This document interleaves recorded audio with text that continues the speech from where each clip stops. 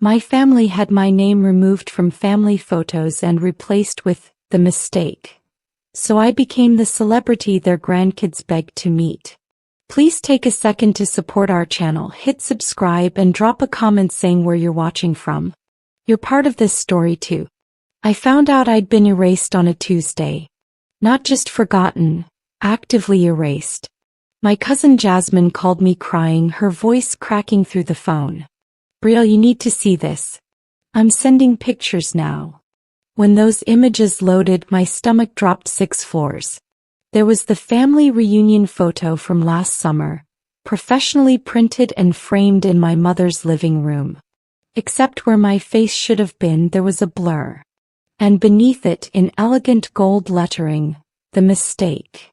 I stared at my phone for 20 minutes straight, trying to make it make sense. My younger brother Marcus stood there grinning. My older sister Shanice, perfect as always. My parents, Diane and Robert Mitchell, center frame looking proud. And then me, pixelated into nothing, labeled like a typo someone forgot to correct. I'd missed that reunion because I was working a double shift at the hospital. I'm a pediatric nurse and we'd had an emergency that weekend. I'd called, apologized, sent a gift basket. This was my reward. My hands shook as I scrolled through more photos Jasmine sent. Christmas 2023, same treatment. Thanksgiving 2022, worse. They'd actually cut me out with scissors, leaving a person-shaped hole. I called my mother 13 times. She let every single one go to voicemail. Finally, I texted, I saw the photos. 3 dots appeared, disappeared, appeared again. Then, you made your choices, Brielle. We made ours. Started when I was 17. That's when everything changed, though I didn't understand it then. My parents had always been what you'd call respectable. My father a deacon at New Hope Baptist, my mother president of the Ladies' Auxiliary. Shanice was their golden child, engaged at 22 to David, a corporate lawyer whose family had money older than dirt. Marcus was the baby, the son who'd carry on the Mitchell name. Me. I was supposed to be the middle child who made no waves. But I made waves. Big ones. I got pregnant senior year by Damon Harris, a boy from the East Side who worked at his uncle's auto shop. My parents didn't speak to me for 2 months. You've ruined this family's reputation, my mother said, her voice cold as January. Shanice's engagement party is in 6 weeks. How do you think this looks? I remember standing in our living room, 17 and terrified, while my father paced and my mother cried angry tears. You'll give it up for adoption, Daddy said. Not asked, stated. We've already made calls. But I didn't. Kept my baby, my beautiful Maya. Damon stepped up, worked 3 jobs, and we got married at the courthouse the day after graduation. No white dress. No family present. Just us and 2 witnesses we pulled off the street for $20 each. For 10 years I lived in a gray area of my family's life. Not quite disowned but never quite included. They'd show up to Maya's birthday parties. Late, staying briefly, never in photos. Christmas gifts came addressed to Maya Mitchell Harris, but nothing for me or Damon. My mother's Christmas cards featured professional photos of the family. I wasn't in them. It's better this way, Shanice told me once, her voice syrupy with false concern. You understand, right? David's partners. They ask questions. It's complicated. What was complicated was watching my daughter ask why Grandma Diane hugged her cousins but barely touched her. Why Uncle Marcus took Shanice's kids to baseball games but never called Maya. I built a life anyway. Damon and I struggled but we made it work. I went to nursing school at night, studying while Maya slept. Damon built his way from mechanic to shop manager. We bought a small house in a decent neighborhood. Nothing fancy but ours. Every achievement felt hollow because the people who were supposed to celebrate with me acted like I didn't exist. Then last year, everything exploded. Damon's shop got a contract with the city. A huge deal, 6 figures annually. Suddenly, my East Side husband was a business owner with political connections. My mother called for the first time in months. "We should all have dinner," she said. "It's been too long." I should have known something was wrong when my mother insisted on Carmichael's, a restaurant so expensive they don't print prices on the ladies' menus. Damon wore his best suit. Maya, now 15, wore the dress Grandma Diane had sent for her birthday. First red flag I ignored. We arrived at 7 sharp. My family was already seated. Parents, Shanice and David, Marcus and his fiancée Brittany. Everyone dressed like they were attending a Fortune 500 board meeting. "Brielle. So glad you could make it." Shanice air kissed both my cheeks, her perfume choking. Throughout dinner something felt off. The conversation kept steering toward Damon's business. How much was the city contract worth? Did he have investors? What were his expansion plans? My father, who'd barely spoken to my husband in 10 years, was suddenly his best friend. "You know, Damon, I have some connections at the mayor's office," Daddy said, cutting his steak with surgical precision. "Could be beneficial for you." Then Marcus leaned forward. "Actually, we wanted to discuss a family investment opportunity." I watched my husband's face light up. He'd always wanted my family's approval. This was it finally. They laid out their pitch. The Mitchell family would invest in Damon's business, $200,000 for a 40% stake. 40%? I set down my fork, the clatter sharp in the restaurant's hushed atmosphere. "That's not an investment, that's a takeover." My mother's smile never wavered. "It's called leverage, sweetheart. Something you'd understand if you'd gone to business school instead of nursing." The way she said nursing made it sound like I cleaned toilets for a living. Damon squeezed my hand under the table. "Let's just hear them out, babe." They had contracts printed. Actual legal documents, prepared in advance. David, the lawyer, slid them across the table with a smile that didn't reach his eyes. "I've reviewed everything. It's very standard." I grabbed the papers, scanning clauses my nursing degree couldn't decipher but my gut understood were wrong. "There's a clause here about family employment," I said. "Marcus gets to be CFO? Shanice's husband becomes legal counsel? My husband owns the company but your family runs it. Think of it as mentorship," Shanice cooed. "Damon's talented but inexperienced with this level of business. We're helping." Maya sat silent beside me, watching her family with wide eyes. Seeing what I'd protected her from for 15 years. The condescension, the manipulation wrapped in expensive clothes and fake smiles. "No," I said. Everyone froze. "Excuse me." My father's voice dropped to that dangerous quiet I remembered from childhood. "No," I repeated louder now.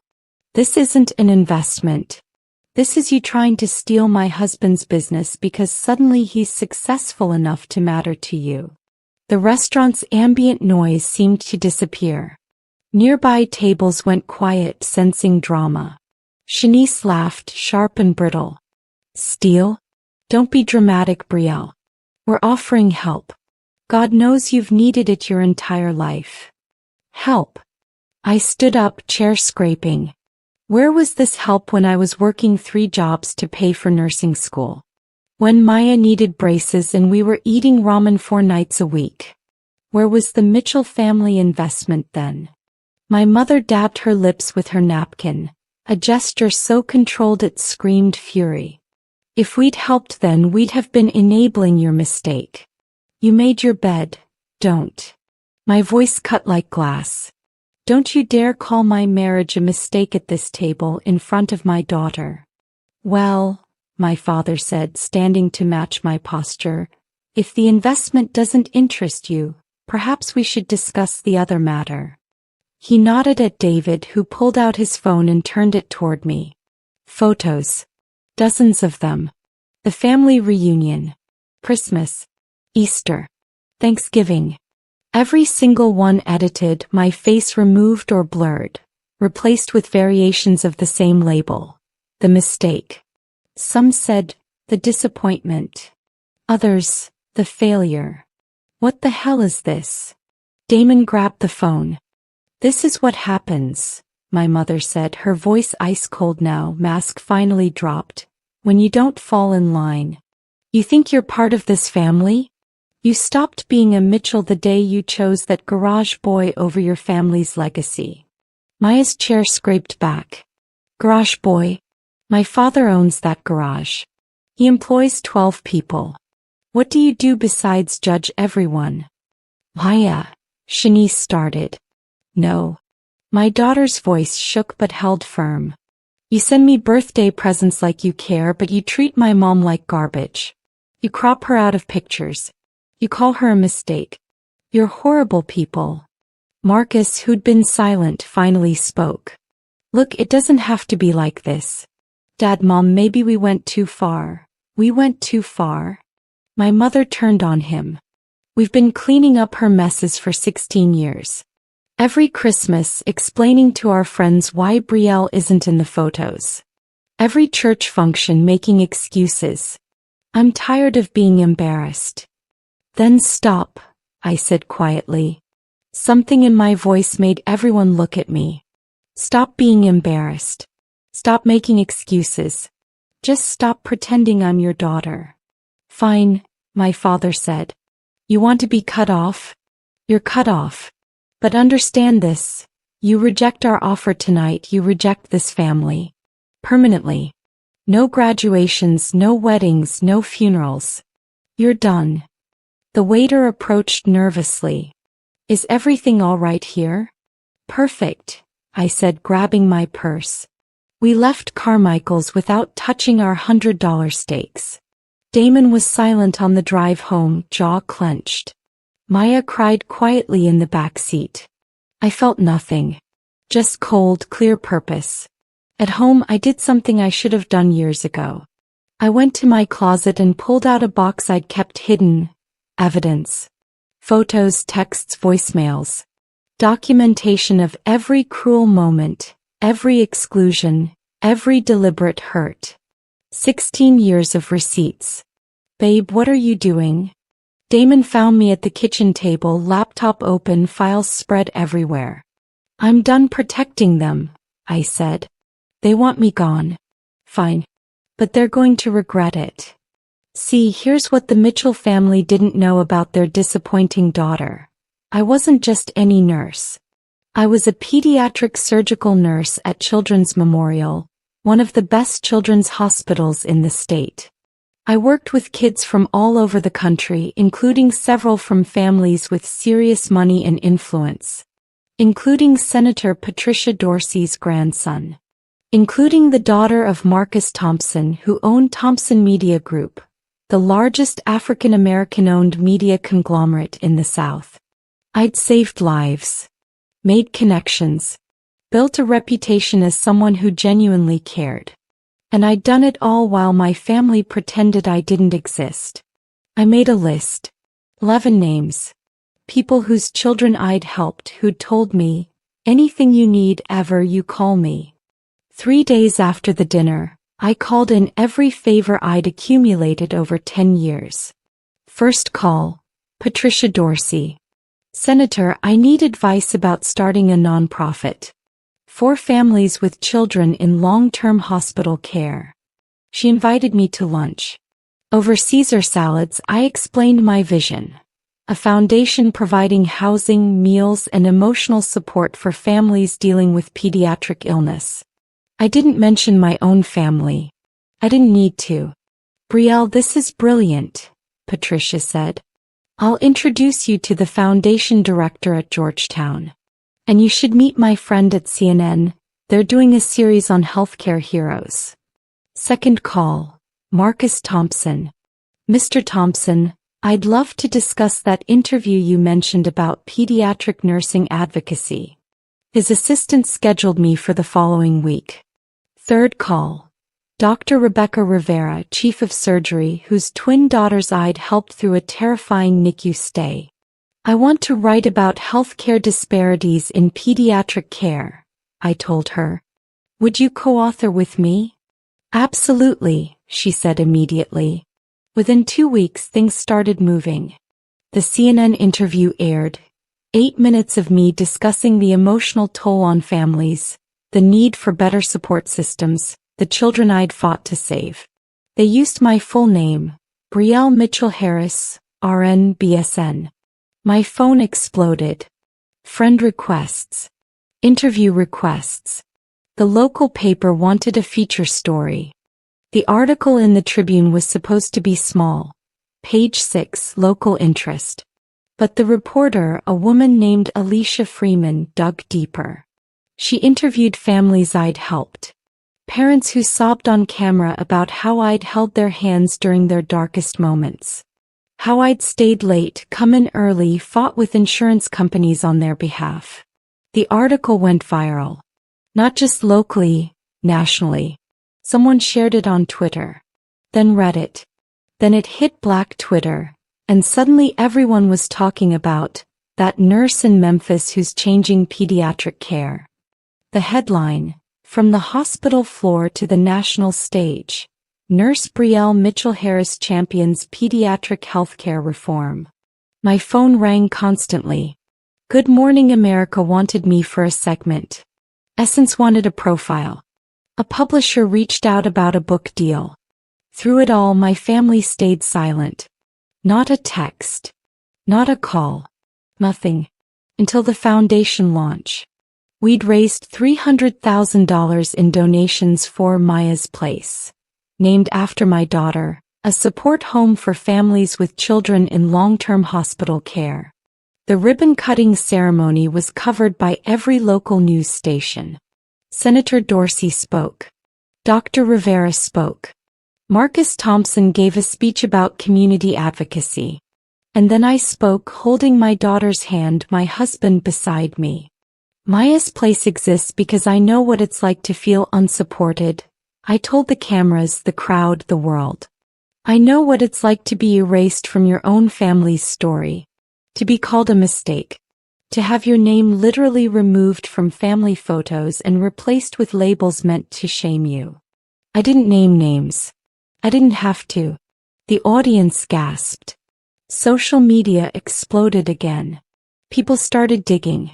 Someone found the photos. My cousin Jasmine, bless her, had quietly leaked them to a blogger. The images of family portraits with my face blurred, replaced with the mistake, spread across the internet like wildfire. The backlash against my family was swift and brutal. My father's church removed him as deacon after a petition from congregants. My mother resigned from the ladies' auxiliary before they could vote her out. Shanice's husband's law firm issued a statement distancing themselves from the personal matters of associate family members. Marcus lost his position on the Chamber of Commerce board. But the real consequence came from an unexpected place. Shanice's children. My niece Riley was 13. My nephew Jordan was 11. They found the photos online. They read the articles. They understood finally why they barely knew their Aunt Brielle. Riley called me crying. I didn't know, she sobbed. Mom always said you were too busy to visit. That you chose work over family.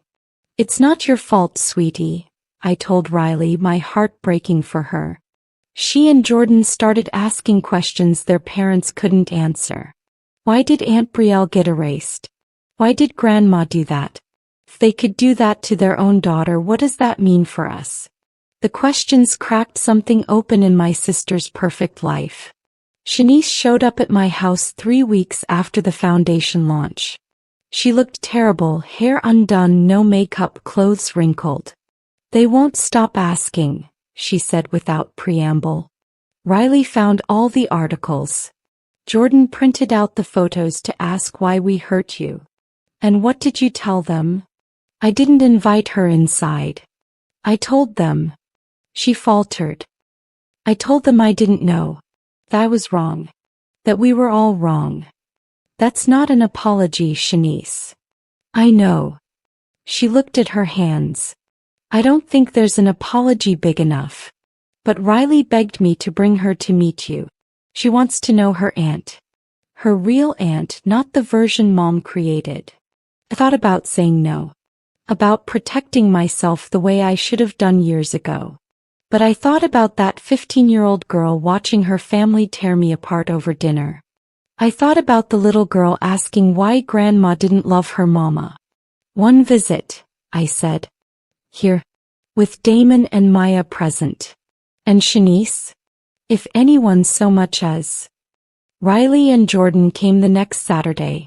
Maya answered the door, awkward and guarded around cousins she barely knew. But kids are resilient and wounds between them heal faster than adult ones. Within an hour they were in the backyard laughing.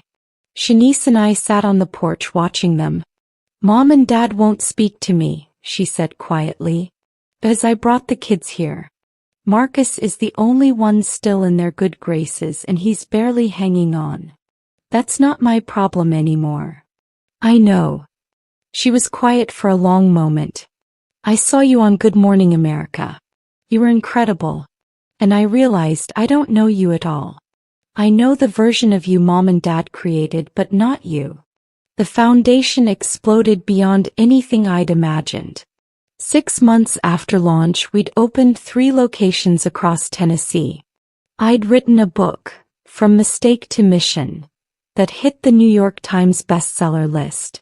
I'd spoken at conferences, been interviewed on national television, met with legislators about healthcare reform. My daughter got accepted to Northwestern with a full scholarship. Damon's business expanded to 3 locations. We bought a bigger house, not mansion big but big enough. 1 year after that dinner at Carmichael's, my phone rang. Brielle? It's Dad. I almost hung up. The church asked me to reach out. They want to do a reconciliation ceremony. No. Brielle, please. You labeled me the mistake and erased me from family history. You tried to steal my husband's business. You're only calling because I became successful enough to embarrass you. So no, Daddy. We're done. I hung up. Maya hugged me. I'm proud of you, Mom. Yeah. You taught me that family isn't about blood. It's about who shows up. Through the window I watched Riley and Jordan play with Maya. The next generation writing a different story. And somewhere in a house I'd never visit again, my parents sat with their carefully curated family photos. -1. The mistake who became the miracle they'll never know. Their grandkids beg to visit me now. And I let them. Because I'm not my parents. I don't erase people for being imperfect. I celebrate them for being real. That's the difference between being a family and being famous. I chose both. They chose neither. And that's a choice they'll live with forever.